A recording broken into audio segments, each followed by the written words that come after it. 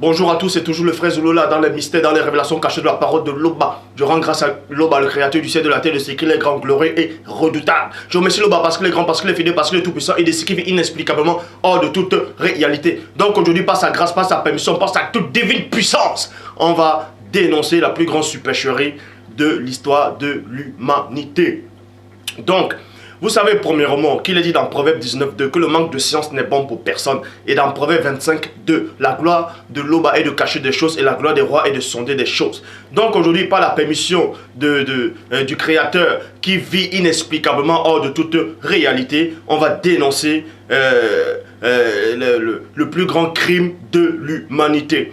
Donc, comme dans mes précédentes vidéos, j'ai démontré que le peuple noir est le véritable peuple de Dieu et que l'histoire biblique s'est passée en Afrique, mais les Occidentaux sont arrivés, les Néphilim, les Blancs sont arrivés, ils ont pris l'histoire de l'homme noir, ils ont trafiqué l'histoire de l'homme noir, ils ont fait croire que les récits bibliques émanaient d'eux, donc ils ont trafiqué, ils ont changé des noms, des lieux de naissance, ainsi de suite.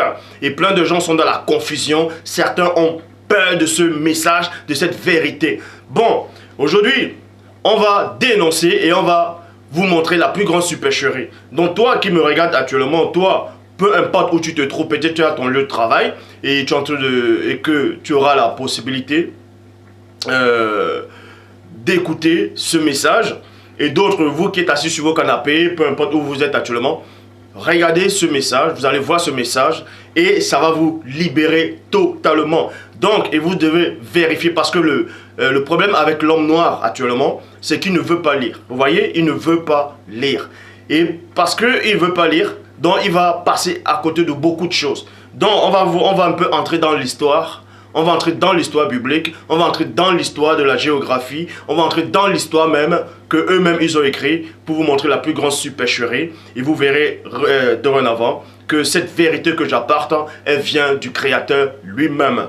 Donc, pour ça, je vous exhorte à vérifier, à prendre des références. Si vous avez Google, vous tapez, vous vérifiez, mais dire tout ce que je dis est la pure vérité. Donc, dans Genèse, chapitre, on va commencer. Avant de commencer, vous voyez, il y a tellement de religions dans le monde. Et quand vous tapez peut-être Adam et Ève sur Google, on vous montre des blancs qui sont dans une espèce de jardin ou de forêt. C'est toujours des colons, c'est toujours des blancs. Ils ont tous des traits européens, ainsi de suite. Même ceux qui se disent faux témoins de Jéhovah, quand ils dessinent les livres par rapport à Adam, ils dessinent tout le temps des blancs. Or, les scientifiques, eux, en tout cas, les scientifiques disent que le premier homme, c'était un noir. Mais ça ne les arrange pas de bien dessiner cet homme. Ils dessinent que c'était un chimpanzé, un macaque, un bonobo, un homo sapiens, homo habilis erectus, ainsi de suite. Bref, nous allons voir durant l'écriture qu'est-ce que... ou premièrement, avant de commencer, on va vous montrer où est-ce que l'histoire biblique a commencé. Où est-ce que le jardin d'Éden se trouvait-il réellement. Parce qu'il y a des archéologues qui vous disent que ça se trouve au Moyen-Orient, d'autres disent en Turquie, ainsi de suite. Mais nous allons donc voir avec les versions bibliques où se trouve réellement le récit premièrement d'Adam et Ève, c'est-à-dire Mouto et Moto. Donc, dans Genèse chapitre 2 au verset 7, je vais donner une version. Si vous n'avez pas cette version, vous tapez sur Google, vous vous renseignez, vous faites des recherches. Genèse chapitre 2 au verset 7, dans la traduction Abbé Filion, il est dit ceci: le Seigneur Dieu forma donc l'homme du limon de la terre. Le Seigneur Dieu forma donc l'homme du limon de la terre.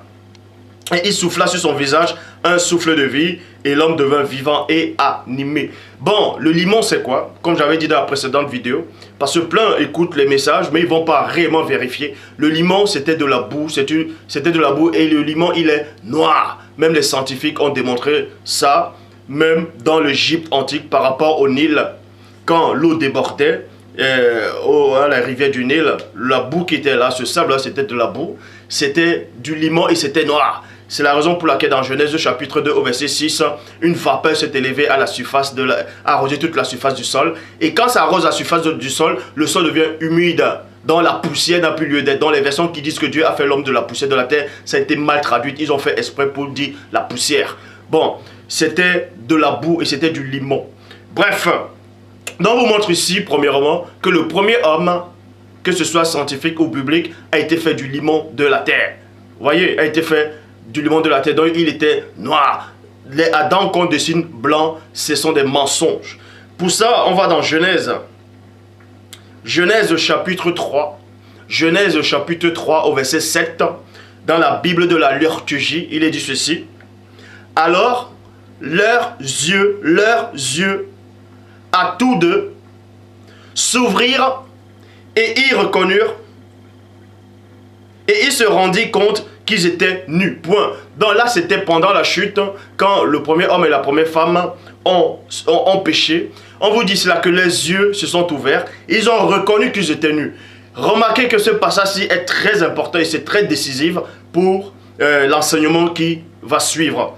Donc, premièrement, dans Genèse chapitre 2, verset 7, on va dire que Dieu a fait l'homme du limon de la terre. Donc, le premier homme était noir. Point barre. Et quand ils ont péché, l'homme et la femme plus tard, on vous dit que les yeux se sont ouverts. Ils ont reconnu qu'ils étaient nus. Remarquez maintenant ce qui va se passer. Ouvrez attentivement vos oreilles et vous allez voir ce qui va se passer. Dans la Bible de la liturgie, il dit ceci. Ils attachèrent les uns aux autres des feuilles de figues,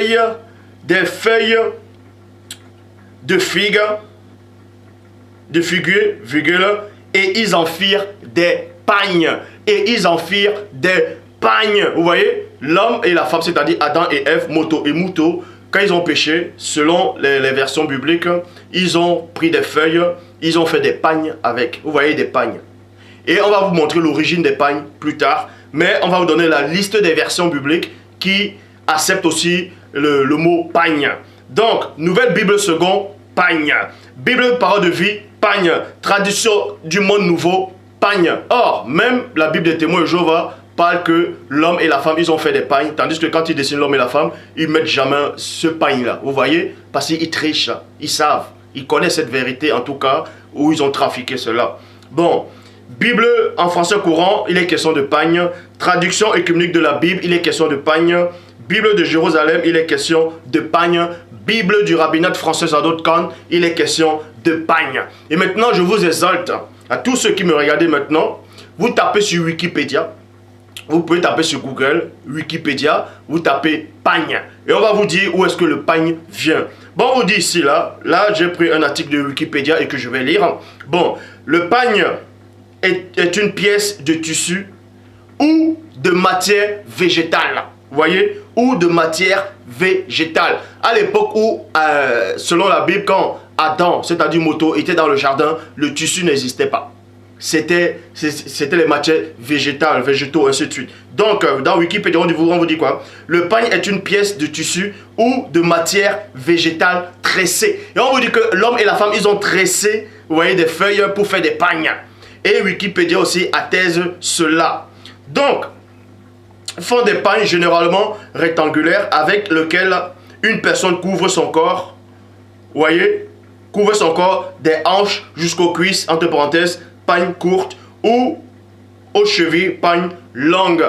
Donc on vous montre ici premièrement que le premier homme et la première femme se trouvaient en Afrique parce que l'origine des pagnes, ça vient de l'Afrique. Ça, on ne va pas vous dire le contraire. L'origine des pagnes et les toutes premières pagnes, même les pygmées aussi en Afrique, connaissent ce mystère. Les tout premiers pagnes de l'histoire de l'humanité, c'était fait avec des écorces de bois, d'arbres, c'était fait avec des feuilles, vous voyez, c'était fait avec des feuilles.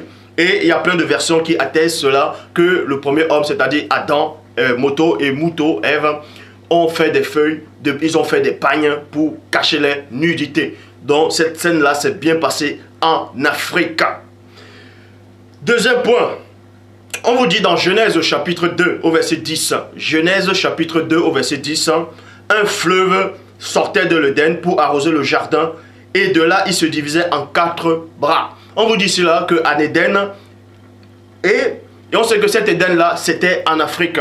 Vous voyez, parce que le premier homme, même scientifique, était noir. Et la preuve encore par rapport aux pagnes, l'origine des pagnes vient de l'Afrique. Et les toutes premières pagnes, même Wikipédia le montre aussi, c'était fait avec des écorces, c'était fait avec des feuilles végétales, ainsi de suite.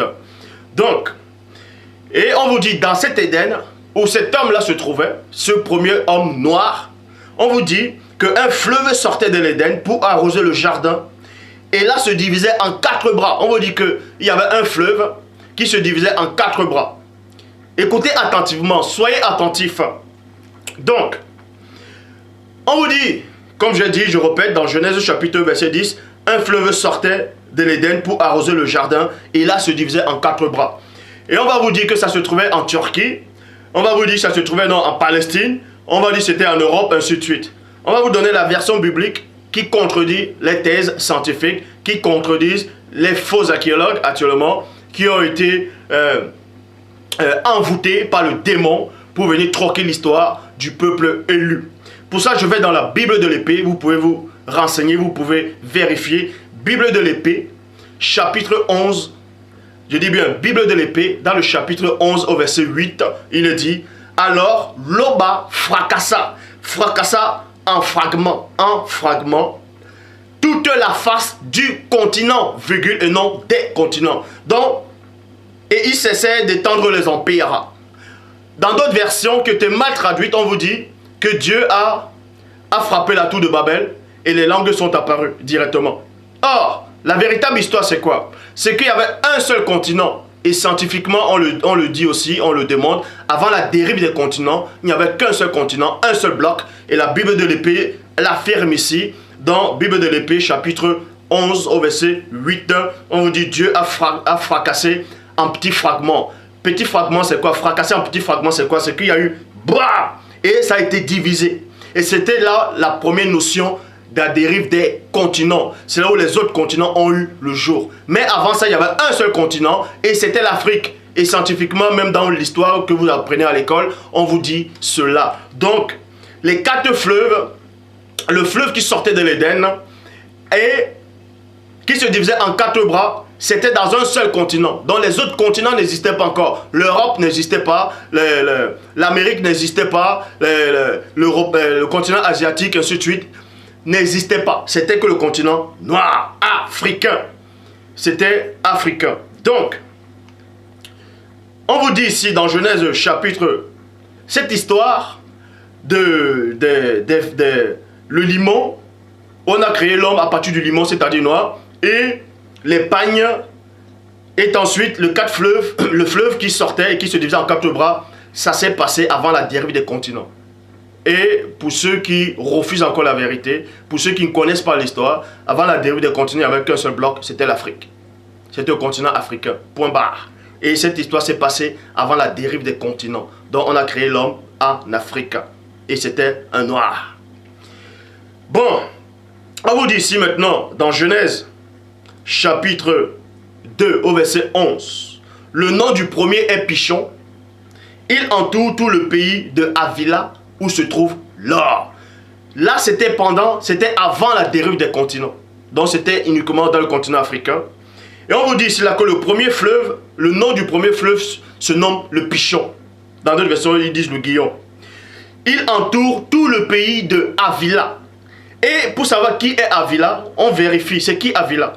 On va vous dire qu'Havila, on va dessiner Havila, c'est un blanc. Mais on va vous démontrer ici que Havila, ce n'est ni un blanc, ni un métis, ni un asiatique. C'est un noir pur et simple.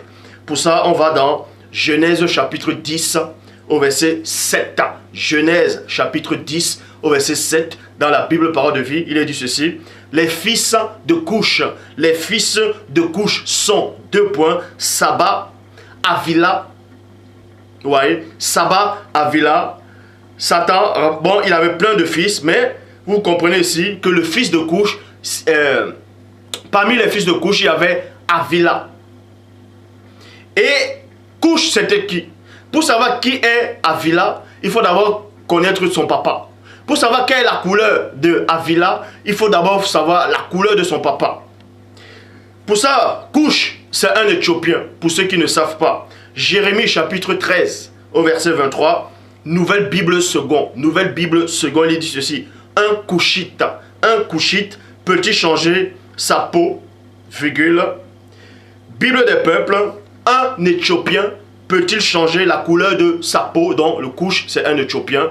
On vous montre maintenant que Couche, c'est un Éthiopien. Et l'Éthiopien, cet Éthiopien-là, en tout cas, là, c'est le tout premier Éthiopien de l'histoire de l'humanité. Et on sait que les Éthiopiens, ce n'est pas des Blancs. Les Éthiopiens, c'est des Noirs. Il y a même des versions bibliques qui le démontrent. Donc, cet Éthiopien-là a accouché son fils. Son fils était Avila. Il se nommait Avila. Donc, dans la Bible Chouraki, il est dit, dans Jérémie 13, 23, « Change-t-il sa peau, le nègre ?» Traduction œcuménique de la Bible, un noir peut-il changer de peau? Bible du rabbinat français Adokan, le nègre change-t-il sa peau? Voyez? Et ce nègre-là, selon les appellations, ce noir-là, selon les appellations, c'est lui qui avait mis Avila au monde. Vous voyez? Il a mis Avila au monde. C'est pour ça qu'on vous dit ici, dans Genèse chapitre 2, au verset 12 à 13, Bible parole de vie. Et l'eau de ce pays est pure. On lui trouve aussi des plantes parfumées et une pierre précieuse rouge foncé. Le deuxième fleuve, c'est le Gihon. Il fait le tour de tout le pays de Couche, c'est-à-dire de l'Éthiopie. Vous voyez aussi dans une autre version, Genèse chapitre 2, verset 13, Bible du semeur, le deuxième fleuve s'appelle le Gihon. Il parcourt toute l'Éthiopie. Vous voyez, tout l'Éthiopie. Et on sait que l'Éthiopie, c'est en Afrique. Donc, tous ces fleuves-là, du début de la Genèse 2, à partir de Genèse 2, se trouvaient uniquement dans les pays noirs africains, avant la dérive des continents. Dans l'histoire d'Adam et Ève, le jardin d'Éden, s'est trouvé, l'histoire biblique, le berceau de l'humanité s'est trouvé en Afrique. Qu'on ne vous dise pas le contraire. La Turquie n'existait pas encore. Donc, on veut vous faire croire que l'histoire de l'écriture vient de la Mésopotamie. Et on vous dit que la Mésopotamie, c'était en Irak. Mais ça, c'est faux. Et il y a les textes bibliques qui démontrent le contraire. La Mésopotamie, c'était dans l'Afrique. C'est dans l'Afrique. Il y a les cartes de l'Afrique qui le démontrent.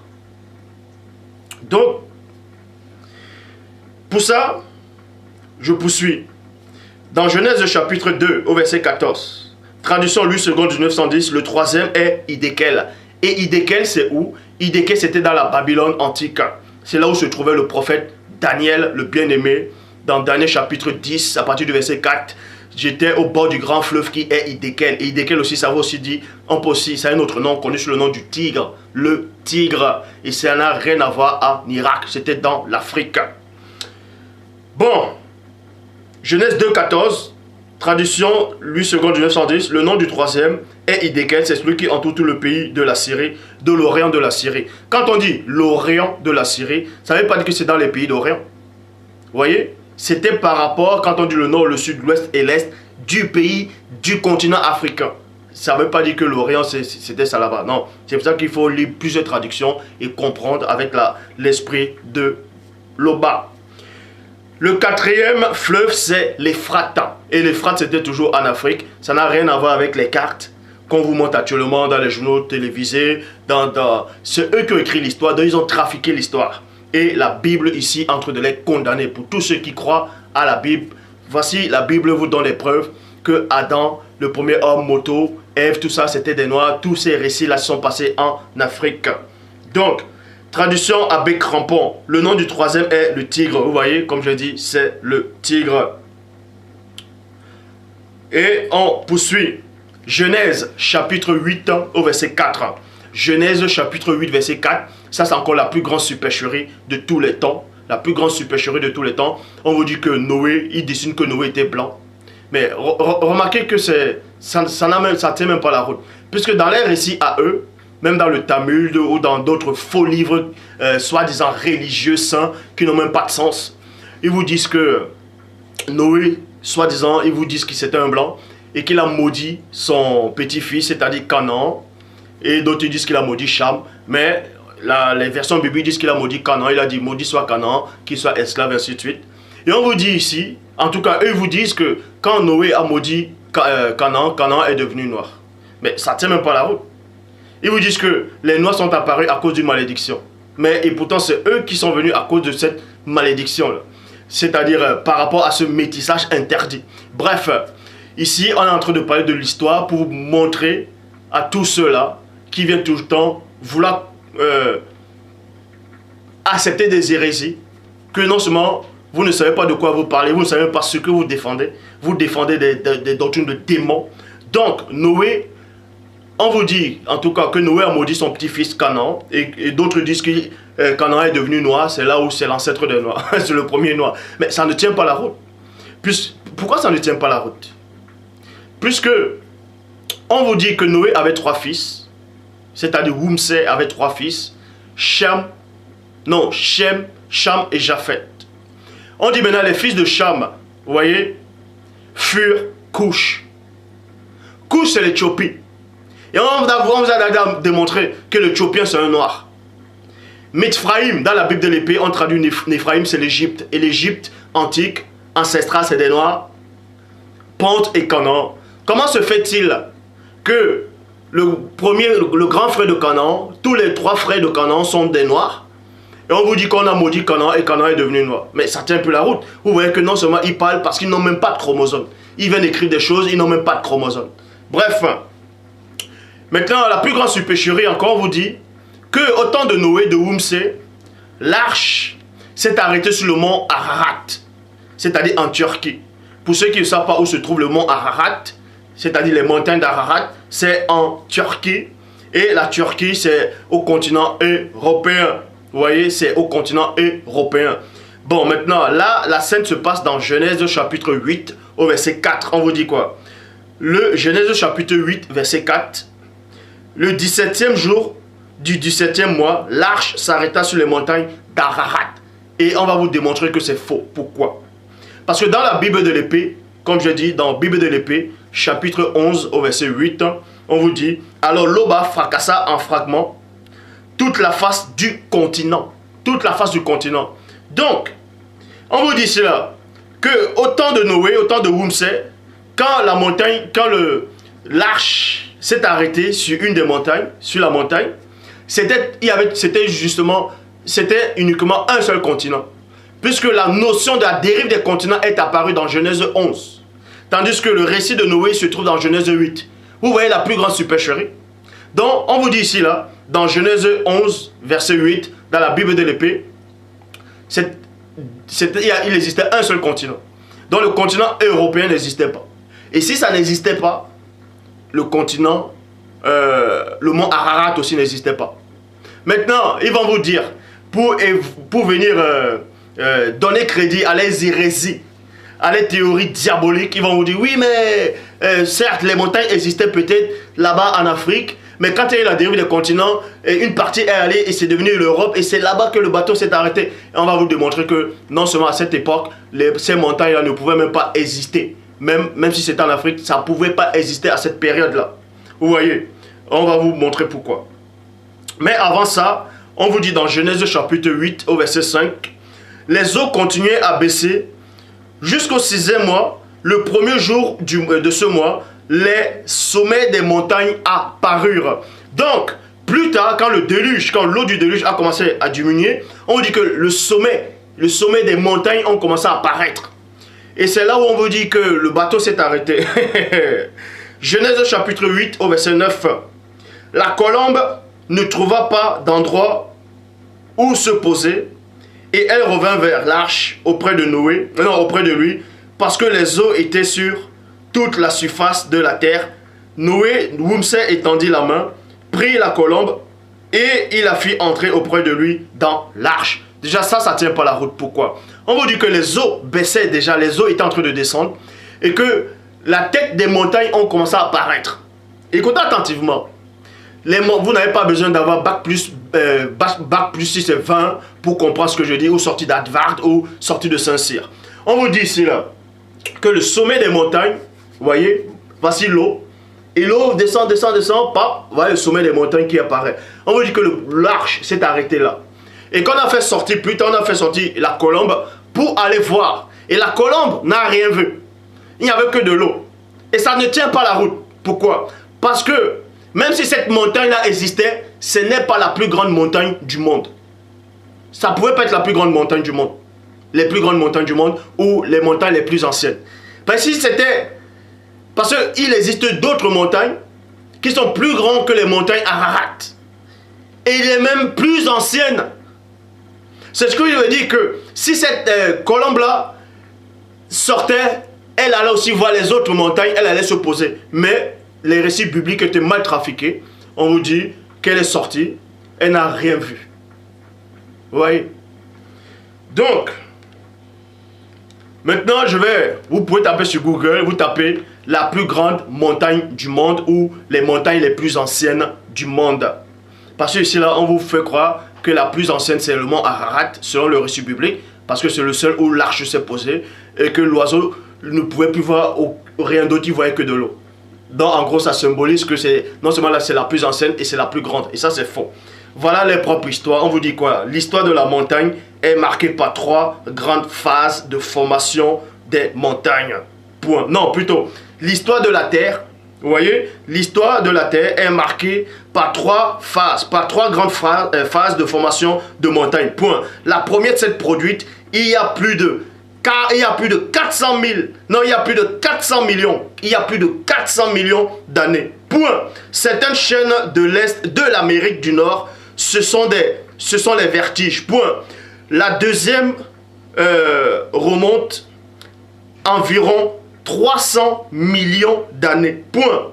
Elle a donné naissance aux Appalaches ainsi qu'à la plupart des massifs Europe et l'Asie centrale. Vous voyez? Donc on vous montre ici qu'avant le mont Ararat, avant même le continent d'Europe, il y avait d'autres continents qui avaient déjà des plus grandes montagnes, des anciennes montagnes encore même plus vieux et plus élevées.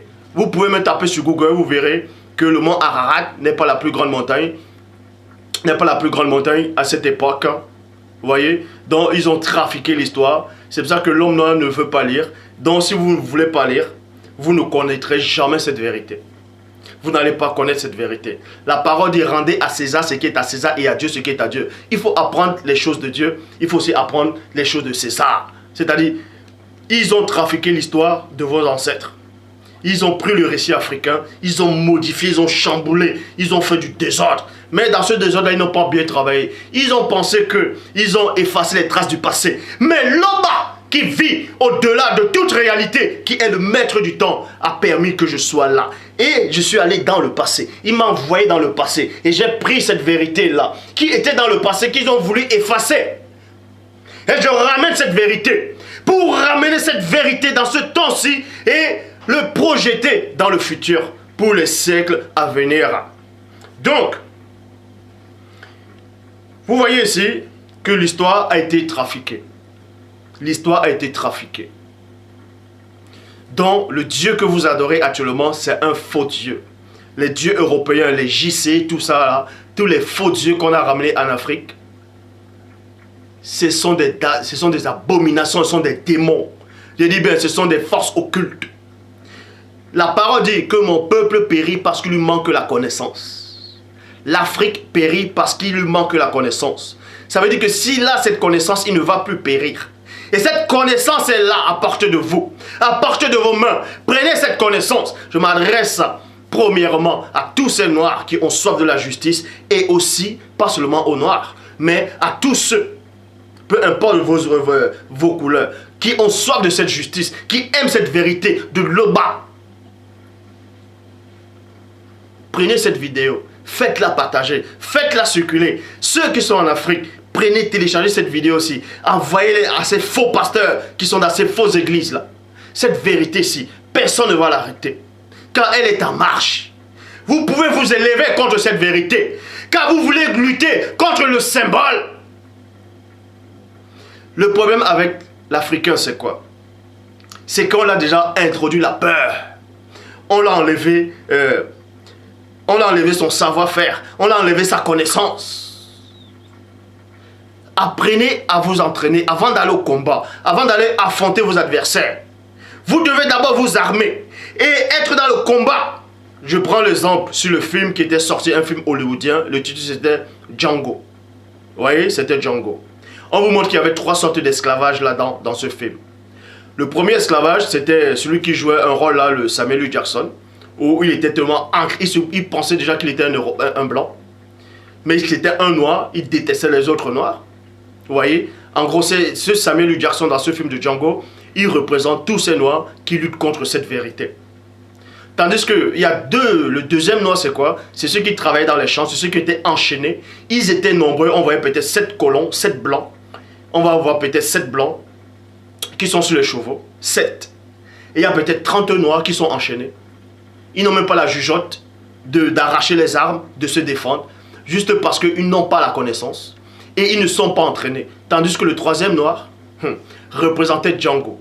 Django, avant d'aller au combat, avant de délivrer sa femme, c'est-à-dire, le message c'était quoi? Parce que dans Job 33, 14, Dieu parle cependant tantôt d'une manière, tantôt d'une autre, et l'on y prend point garde. Django symbolise quoi? Le noir, avant d'aller délivrer ses frères, il faut qu'il s'entraîne d'abord. Il a reçu l'entraînement. Donc, savoir comment tirer et être rapide. Donc, maîtriser cet enseignement. Donc, avant d'aller au combat, avant de délivrer vos frères, il faut que vous soyez d'abord délivrés. Avant de délivrer les esclaves, soyez d'abord libres. Avant d'aller combattre la fausse doctrine, soyez d'abord pleinement dans la vérité. Parce que Satan, le jadis ouin, lui, c'est comme ça qu'il fait. Quand il allait voir le vrai Christ noir, il a dit, si tu es le fils de Loba, ordonne que ces pierres deviennent de pain, car il est écrit. Vous voyez, il utilise cette connaissance. Mais vu que le Christ symbolisait cette connaissance à l'état pur, il disait, il est aussi écrit. Parce que si Satan vient à vous actuellement, il vous dit, il viendra à vous par les faux pasteurs, il viendra à vous par des copies-collées, pour vous dire, non, c'est un détracteur, non, lui là, c'est un antéchrist. Vous, parce que vous allez accepter, parce que vous n'avez pas la connaissance. Si vous aviez la connaissance, vous allez dire, ça c'est un mensonge, car il est aussi écrit. Donc pour libérer vos frères, quelles que soient vos couleurs, pour libérer ceux qui vous connaissent, qui ont soif de cette justice, il faut vous entraîner. Entraînez-vous d'abord. Parce que quand vous voyez même les gens qui vont manifester dans d'autres pays où il y a tellement la dictature, les militaires, les policiers sortent avec des bâtons, ils sont armés parce qu'ils sont entraînés. Or, les gens qui viennent manifester, ils ne sont pas entraînés. Ils ont juste la rage, mais ils ne sont pas entraînés. On a toujours le dessus sur eux. Mais s'ils s'entraînent avant d'aller manifester, ça va faire très mal. Et le jadis le sait. Les chefs religieux corrompus le savent. C'est pour ça qu'ils ont trafiqué l'histoire. Parce que le peuple à qui on a arraché sa spiritualité devient un esclave. Donc réveillez-vous. Réveillez-vous. On a volé votre histoire. Plus le temps passe, d'autres disent, ouais mais le Christ, l'enlèvement est imminent. Quel enlèvement est imminent? C'est écrit où que l'enlèvement est imminent? Le mot imminent apparaît où? Que l'enlèvement est imminent. On vient vous raconter des histoires. Je le dis encore, que ça vous choque ou pas, la spiritualité est une question de race. Ceux qui n'ont pas de chromosomes vont dire, oui, mais pourquoi tu dis que les anges sont noirs? Alors que les anges sont des esprits, ils sont faits de lumière. Mais quand on dit qu'ils sont noirs, ils ont des traits noirs, ils ont des traits africains. C'est en cela où on dit qu'ils sont des noirs. Parce que quand vous voyez même un noir qui est clair de peau, vous voyez, il y a des albinos. On appelle ça les Ngengero. Quand vous voyez un albinos, mais il a la couleur d'un blanc. Mais comment on sait que c'est un noir? Parce qu'on voit ses traits. Et les anges, c'est pareil. Sans cela, on dit la spiritualité est une question de race. Pour ça, on va dans Ésaïe 19, au verset 25. Traduction King James française. Ce que le Seigneur des armées le bénira, disant, béni soit l'Égypte, mon peuple. Et là, il était question de l'Égypte antique. Maintenant, les faux pasteurs qui n'ont pas de chromosomes, ils vont aller prêcher en disant que non, l'Égypte pratiquait la sorcellerie, que l'Égypte c'est un peuple maudit, que c'est Israël qui est le peuple de Dieu, et que c'est eux, soi-disant, qui sont en Palestine. Depuis quand Israël est le peuple de Dieu là, et que ceux qui sont le véritable peuple de Dieu, et que c'est en Palestine. Mais renseignez-vous, c'est après la Deuxième Guerre mondiale que l'État d'Israël, en tout cas là, ce nom a été donné là. Mais avant la Deuxième Guerre mondiale, il était déjà question d'un peuple d'Israël. Et cet État n'existait même pas. Mais réfléchissez quand vous lisez. Il faut réfléchir. Donc, l'Égypte est le véritable peuple de Dieu. En fait, l'Égypte, c'est quoi? C'était une grande partie de l'Afrique. En tout cas, l'Égypte avant le métissage. On vous dit cela dans Ésaïe 19, 25. Le Seigneur les bénira en disant, béni soit l'Égypte, mon peuple, Et la Syrie, c'est la Babylone. C'était à Babylone, la Mésopotamie, tout ça. L'œuvre de mes mains et Israël, mon héritage. Et les Israélites là, c'était des Noirs. Puisque tout ça, on le sait. On ne va pas revenir sur ça. Et maintenant, dans Ésaïe 44, au verset 3, Ésaïe 44, 3, Bible des peuples, il dit quoi? Je reprendrai des eaux sur le sol aride, virgule, et les eaux coudront sur la terre desséchée. Je reprendrai de mon esprit sur ta race, parce que la spiritualité est une question de race. Je reprendrai mon esprit sur ta race et ma bénédiction sur tes descendants. Oh, maintenant, ça les arrange pas le mot race, ils vont trafiquer ça. Même dans Joël 2,28, on dit je reprendrai de mon esprit. Ça a été trafiqué. La bonne version dans Joël 2,28 dit je reprendrai de mon esprit sur ta race, Mais ça a été trafiqué, ils ont dit je reprendrai de mon esprit sur toute chair. Dans d'autres versions, on dit sur tous les êtres humains. Mais attends, vous voyez, ça les arrange pas.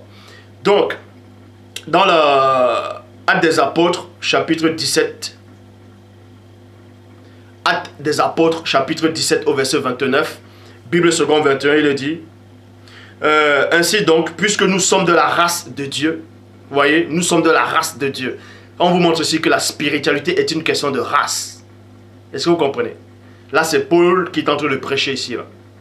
Et ça ne se trouvait pas dans un pays de l'Europe. Paul n'est pas allé en Europe. Ça, je l'ai démontré. Ça, c'est faux. Ils ont trafiqué l'histoire de Paul pour faire croire que Paul allait en Rome. Il a échoué sur l'île Malte, ainsi de suite. Mensonge. En tout cas, le deuxième livre arrive, le deuxième tome. Il y a l'histoire de Paul là-dedans, sa véritable histoire et son vrai nom. Le récit où c'est passé en Afrique, dans le continent africain. Dans tous les endroits où il est parti en Afrique. Et il n'y a aucune contradiction dans le livre, il n'y a aucune erreur dans le livre. Bref, donc vous dit ici là, Ésaïe 44 verset 3, Bible des peuples, je reprendrai des eaux sur le sol altéré.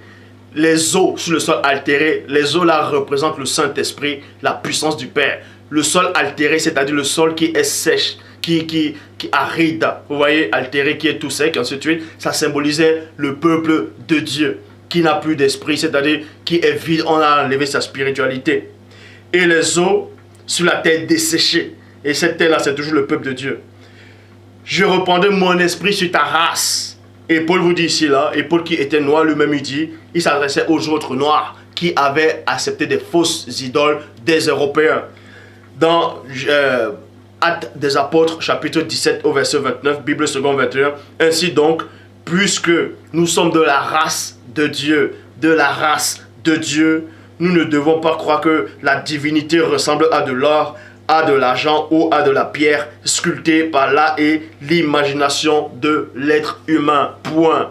Donc, quand tous les anges sont des noirs, parce qu'ils ont des traits noirs, africains. Donc, quand un ange apparaît, c'est un noir. Quand il dit c'est un noir, je ne suis pas en train de dire qu'il a forcément cette couleur-ci. Ce sont des êtres de lumière, mais ils ont des traits noirs, ce sont des noirs. Et le Vatican le savent. Les chefs religieux corrompus le savent. C'est pour ça qu'ils font tout pour représenter les anges blancs aux yeux bleus. Parce qu'ils ont trafiqué l'histoire. C'est comme ça que les mêmes archéologues sont allés en Afrique, oui. Ils ont repeint les statuettes, les pharaons, les hiéroglyphes. Ils ont cassé le nez des sphinx pour trafiquer l'histoire. Vous voyez qu'ils se sont rassemblés. Toutes les autres nations se sont liguées contre l'Afrique pour tuer l'Afrique. Spirituellement, culturellement, mentalement, intellectuellement, ils sont en train de travailler. Vous voyez, la politique, c'est la politique en Afrique. Il n'y a pas de politique en Afrique. C'est la politique des Occidentaux qu'on a ramené là-bas. Vous voyez? À l'école, dans les facs, les universités, qu'est-ce qu'on apprend aux enfants à l'école? C'est l'histoire des colons. On vous parle de Bonaparte, Napoléon, on le montre comme un grand défenseur. Mais vous ne connaissez pas la vraie histoire de Napoléon. Quand l'esclavage était en train d'être aboli, lui ramenait, il voulait encore qu'il y ait encore des esclaves dans la garnison des Noirs. Ça, si vous ne connaissez pas cette histoire, vous restez tranquille. Ça, on vous cache cette histoire. Dans les écoles, les livres scolaires, c'est que l'histoire des colons, l'histoire des blancs. Mais on ne vous dit jamais l'histoire de vos ancêtres. Parce qu'on a effacé les traces. Ils ont cru effacer les traces. Mais ils ont oublié quelque chose dans leur délire. C'est que Loba existe. Et Loba a permis que je sois là. Et je suis allé dans le passé. Ils ont essayé de gommer. C'est pour ça qu'il est dit dans Jérémie 8:8. C'est bien en vain. Le mot vain apparaît. C'est bien en vain qu'ils se sont mis à l'œuvre la plus mensongère du scribe. C'est bien en vain. Parce que Dieu est le maître du temps, de l'espace. Dieu contrôle le passé. Il contrôle le présent, le futur. Donc, ce qu'ils ont pu vouloir effacer, Dieu réécrit ça. Il donne. Et voilà. Donc, à toute la communauté de Loba qui accepte la véritable parole, peu importe vos couleurs, partagez cet enseignement-ci à vos proches. Distribuez cet enseignement-ci. Défendez-vous. Le sommeil spirituel est fini. C'est à vous d'écrire l'histoire. Ne laissez plus les autres écrire votre histoire. Ne laissez plus les autres écrire l'histoire de vos aïeux, de vos ancêtres, à vous les Noirs. Ne laissez plus. C'est à vous d'écrire l'histoire pour les générations futures. Pour aller au combat, il faut vous entraîner. Donc, entraînez-vous dans la connaissance. Lisez beaucoup. Apprenez beaucoup. Rassemblez-vous. Créez plein d'églises de maison. Je sais qu'il y a plein d'églises de maison qui sont en train de sortir partout maintenant dans le monde. Ça, c'est une bonne chose. Mais soyez une armée. L'armée de Loba sur la terre. Parce qu'il y a l'armée céleste. Vous devez être l'armée terrestre. Entraînez-vous avant d'aller au combat. Apprenez plus de connaissances. Maîtrisez les hérésies qu'ils ont trafiquées. Maîtrisez la Bible. Maîtrisez les versions. Attrapez-les dans les propres pièges.